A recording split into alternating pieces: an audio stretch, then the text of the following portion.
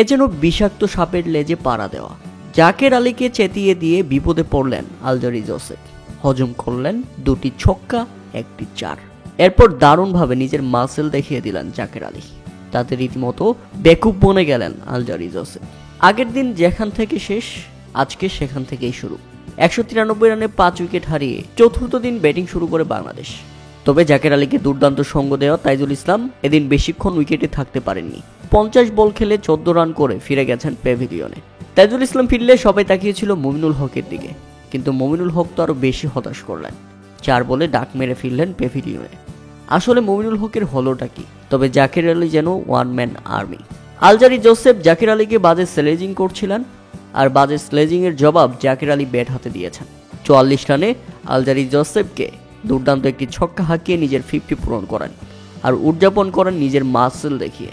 চিল্লানি দিয়ে দাপিয়ে রাখেন আলজারি জোসেফকে, যা ছিল দুর্দান্ত। জাকের আলী আলজারি জোসেফকে বারবার বলছিলেন, পারলে তুমি বোলিং করো, আমি ব্যাপারটা ব্যাট দিয়ে দেখছি, এবং সেটাই করে দেখিয়েছেন জাকের আলী। এরপর দৃষ্টিনন্দন আপারকাট, দুর্দান্ত একটি 4। শুধু এখানেই থেমে থাকেননি জাকের আলী, আবারও তাদের মধ্যে বেজে যায় ঝগড়া, এবং ঝগড়া শেষে পরের বলেই দুর্দান্ত একটি ছক্কা। কি অসাধারণ জবাব দিলেন জাকের আলী। তাতে রীতিমতো হতাশ হয়ে পড়লেন আলজারি জোসেফ। তিনি হয়তোবা মনে মনে ভাবছেন সাপের লেজে পাড়া দিয়ে কামড় খেয়ে ফেললেন তিনি, যেটা তিনি অনুভব করতে পেরেছেন টেস্টের মতো ক্রিকেটে টানা 3 বলে 2টি ছক্কা 1টি 4 হজম করে।